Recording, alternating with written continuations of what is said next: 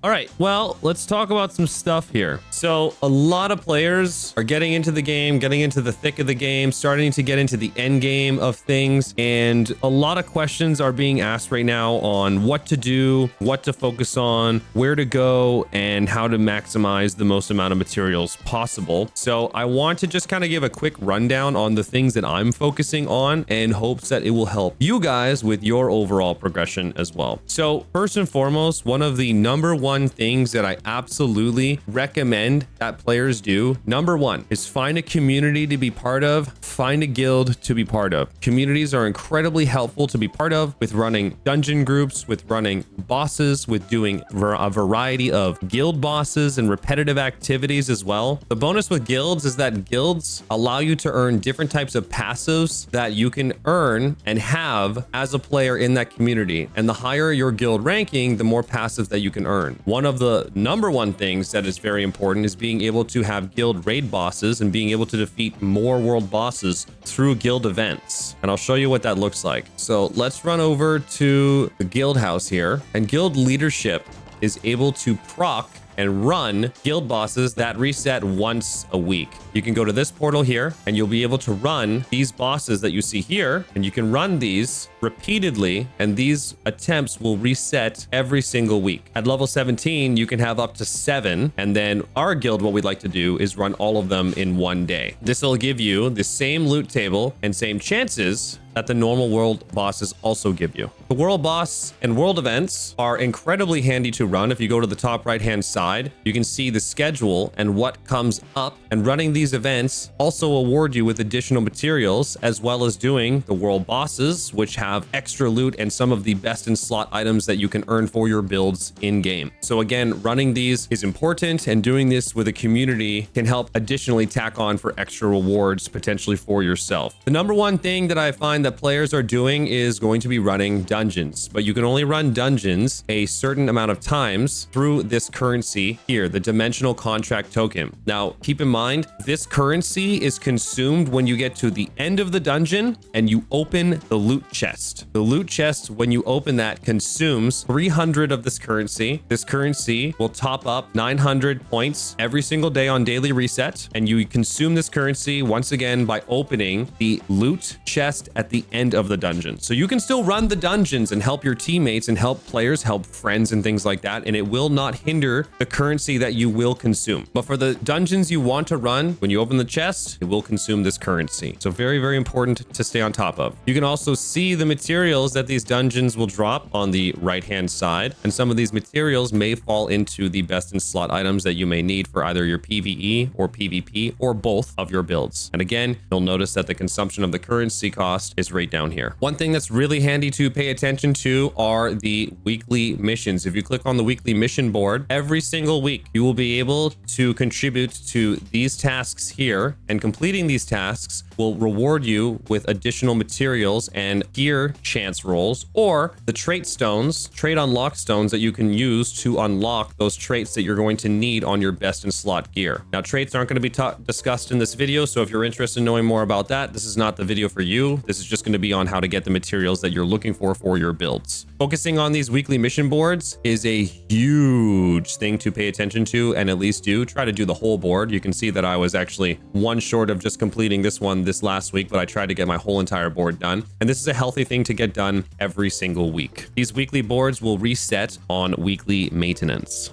Now, let's talk about contracts. I like to run my contracts from this NPC up here at the Watcher's Post, but there are other locations where you can run contracts. So let's go over here and talk about contracts quickly. So we talked to contract managers, and contract managers you can talk to get additional materials that you will need for your upgrades. Since I am working on skills, I'm going to go ahead and accept parchments, but you can accept stones that help you towards your weapons, help you towards your accessories, help you towards your armor. One thing that I like to do is I'll find something that I need, such as maybe these stones I'm using for armor, and refresh these contracts, because there is a chance that you can get purple bundles that can actually reward you with purple grade materials as well as purple items. So I find it's healthy to accept one contract and then refresh the board in hopes that RNG plays in your favor to give you much better rewards. You can run 5 at a time, 10 of these reset daily, and you can stack up to 60 total. Once you're at 60, you're not going to be getting any more, so make sure that you do run these. Additional to the contracts that you can accept from the NPCs, you also have in-game contracts that you can accept, such as these green scrolls as well as these blue scrolls. These scrolls typically you can run in a variety of areas, from doing different tower content to killing mobs. It's very similar to the contracts that I just shown you. You'll right click on these, you'll accept the contract, and then you'll have to go do that task. I'm not able to oh no, I am able to accept one. So you'll notice that as you accept this, it's just simple from killing mobs, interact with something inside of the open world dungeon that you're in, and you'll be able to get some pouches that can yield some of the best rewards maybe for your builds. So since this one is for Shadow Crypt, I'm able to go outside of Shadow Crypt. I proc that Shadow Crypt contract that I just opened, and then from there I need to accept the quest and then go ahead, kill the mobs, interact with something here, run that, complete it. Once it's done, it automatically completes. You get the reward given to you in your inventory. So daily contracts from the contract manager, as well as running these dungeon contracts and additional contracts you have in your inventory, are exceptional to do for materials that you may need for the end game. Talking to vendors for daily and weekly reset materials is also going to be crucial for progression. You can earn some of the currency needed for these purchases through the contracts that I've shown you. So mystic keys are good to pick up for doing certain stuff, and I'm going to show you later in this video. We'll go ahead and grab some fishing bait here, as well as getting some precious parchment. So these are the purple sacks that I'm talking about for sometimes being able to roll up in these contracts. So we'll go ahead and buy that. This is really good for lithograph crafting, so we'll go ahead and buy those. And then since I'm out of currency, if I want to get any more, I'll need to run more of these additional contracts from the contract vendor. We go over here to the Sundries Merchant. Sundries Merchant also has these scrolls and contracts that I was mentioning. So we'll go ahead and buy all these. We'll go ahead and buy all these. And then these will have a random chance for giving me contracts for a variety of open world activities. So let's go ahead and open all 6 of these. You'll notice I've gotten some contracts here, and then contracts for Tadel's Tower. I believe that is what we just purchased. So buying these contracts off of the Sundries Merchant, these will reset weekly, and these are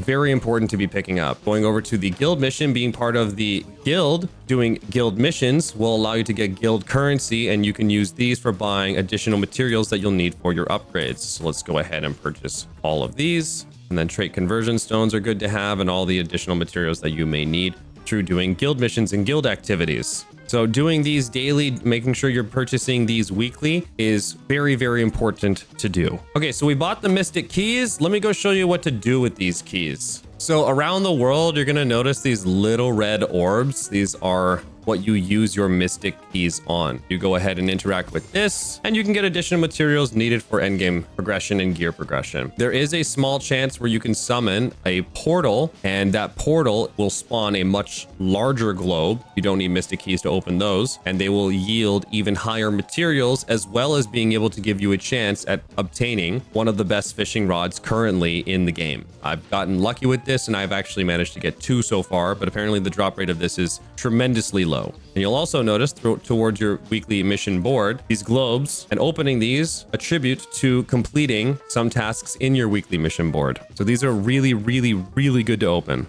On top of additional materials, top right hand side near this world boss icon, just below it, you have your Amitoi, however you say it. You have your expeditions that you can send these little fuzzy funny creatures on. Let's go over to the house. And then interacting with this board, you can send them on missions to be able to claim materials. So I managed to get some contract tokens. I managed to get some abyssal contract tokens. I managed to get some materials as well. So we go ahead, we send 5 of these guys on this mission that they're on. You can choose 1 hour, 2 hour, 4 hours, 8 hours. I do every single hour while I'm actively playing. I do 8 hours when I go to sleep. Begin the expedition. And then when you get higher levels in the expedition levels, you're able to do different missions that can yield better materials overall. So these are really, really good to stay on top of. Another thing to pay attention to. All right, and next to the dungeon currency, the dimensional contract tokens, we have the abyssal contract tokens. Let me show you where to use these. So any of the open world dungeons that you can go into, let's go back to the shadowed crypt here. These are used for the open world dungeons, and these are used towards getting you very, very decent drops and good materials within these open world dungeons. So once we set foot into it, you're going to notice it's now turned to gold. I step outside of it, it goes gray. I step inside of it, it's gold. These will consume every time you kill a mob in this place. Certain mobs in certain dungeons consume a certain amount, but nonetheless, when you kill a mob in these areas, some of these tokens will be consumed, and that attributes to a really good drop rate that you can play into while grinding in these dungeons. You can hold up to 20,000. Obviously, it's very good to make sure you maintain under that amount. A certain amount of these will reset per day. So if you have a lot of these, make sure you're going to these open world dungeons to run them to yield more materials. Things such as parchments, additional crafting materials for your gear, as well as potential purple gear drops can also drop from these places. And you can find out some of the gear that drops by opening your map, selecting the place, going to the monster info, and you can click on the mobs that are in this area and see exactly what these mobs have a chance of dropping. Purple gear, different blue gear, and a variety of different drops that you can use towards your gear progression. And don't forget, when items drop, they have a chance of having trait rolls on them, and those traits you can feed into your gear that you need those traits on. In Black Desert Online, this currency is very comparable to your Agris Fever. If you don't know what that is, then don't worry about it. So on top of the gear that drops, on top of the traits that you need, if gear is not dropping the trait you need, but the gear is usable towards this fun little guy, the Lithograph. The Lithograph is a really good thing to pay attention to because there are some pieces of gear that may be your best in slot. You can go ahead and go through this Lithograph book and you can star items. I've marked some of my favorites here. 2 of these items are towards my best in slot pieces that I need, and turning in these items that you can drop will yield you the reward after turning in all of these. You'll notice I've got 3 boots turned in here. I need 1 more. How do I obtain those pair of boots? I can literally click on it and an item drop table will open beside me. So I'm able to obtain this in the Tyrant Isle secret dungeon. So I go ahead, go into co-op dungeon. I look for Tyrant Isle. There it is. And you'll notice that there are the boots that I need for that Lithograph. Ruthless Enforcer Sabatons. Go to my Lithograph book, go to favorites, Ruthless Enforcer Sabatons. So once I get that drop from the dungeon, I can turn this in here, and then I'll have completed this and I'll have the heroic boots of resistance. If I turn off favorites, you'll notice there is a wide variety of things that you can turn in for additional materials, crafting materials, gear you can wear, things you can use for enhancement upgrades, and things of that nature. You'll notice that the common items down here, some of these are actually purchasable through the vendors in town. So what I've done is I've gone ahead and purchased a bunch of common gear and turning it into the Lithograph to yield some more materials for myself. Though they are basic, this is another way that you can also complete this. I have a material here in my inventory to turn in, but since I'm going to be using this for something else, I'm not going to turn this into my Lithograph, but just showing you that once you have this, you can add all, you can add this individual item, and then once I've added it, it'll show up with a check mark here. And then I need the additional set here to get the additional rewards from this. And then the last thing that I'll mention is the Codex up at the top here, or if you hit J. The Codex is incredibly good to do because you'll notice that through these different quests, completing this little quest line will yield these materials, these rewards, all of these here. And once you're finally done with an entire chapter, you can select additional completion rewards. The first ones aren't going to yield too great of rewards, but if you go to the very end, you can get things such as enhancement skill books, enhancing stones, trade extraction stones, different morphs and amatoys to use, and some of the more, if not most expensive materials needed for your character's skill upgrade, as well as your gear upgrades. So running through this is, from what I've been told, is essential to do. I'm very much slacking on mine right now, but it's absolutely on my to-do list of things to do. Once I'm done with my dungeons, once I'm done with my currency, once I'm done with my contracts, and if I want to take a break from those things. So there's a lot of things to fluctuate and bounce around between, but these are all of the things that I'm focusing on to make sure that I am min-maxing the best return for materials for the upgrades that I'm using on my gear. And obviously, I still have some work to do. As of this video, I'm only about close to 2,700 gear score right now. Not getting too lucky on some of my gear rolls, but all the gear that is dropping with the traits that I need, I'm just putting those in my storage. And then once I'm ready for those, I will put that into the gear that I have. If you guys want to learn more about traits, I will be making a trait video eventually. But for now, here is a to-do list of everything you need to know and everything you should and need to be working on in terms of gear progression. Last thing that I'll mention with the lithograph is there are certain materials that you may find are available in even the open world grinding, and this will not require you to have those contract tokens for the open world dungeon grinding. Meaning, this belt is a drop from a normal mob in the open world. I go ahead and select Fire Cave. Fire Cave is over here, and it drops from a specific type of monster. The belt drops from the shaman. So if I want this belt, I would go to the open world and just organically start grinding shamans until this belt of divine refreshment drops that I can use to complete my lithograph, which is actually going to be something that I'm working on. So again, if you're just curious where to get some of these materials, some of them may have alternative options, such as this belt here. I can get this from the shaman or the enchanted orc shaman, and you'll notice that that is across the board for the entire lithograph board. So hopefully this helps. Hopefully this helps smoothen some things out in your thought process as well. Hopefully this helps give you some things to do and focus on. If you guys are enjoying this content, or if it was helpful, please consider subscribing, giving the video a like.